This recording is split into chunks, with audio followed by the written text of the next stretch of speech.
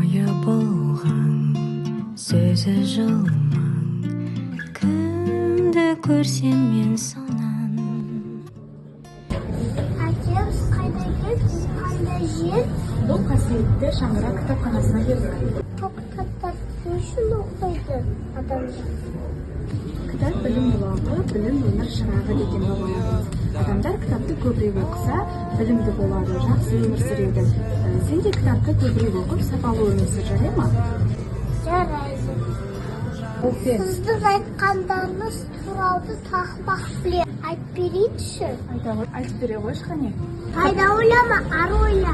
Қалапты басып білуге, артық ғылым кітапта ерлеу көруге, военный қызды істеме, оқалық киім киюге, бос мақтауға салынып, бекіре көкірек киюге, қызымен құрма ояшқа, жанбай атып сұлуге, қалай сабыр қуасыз, жарсыз күнде сызуге, өнер сіздің қылығы, тура сіздің айталмай, қыт етуге баталмай. Жарайсың Жансая, мен саған зор болашақ тілеймін. Білімді, ақылды, парасатты, ар-ұятты қыз болыңыз.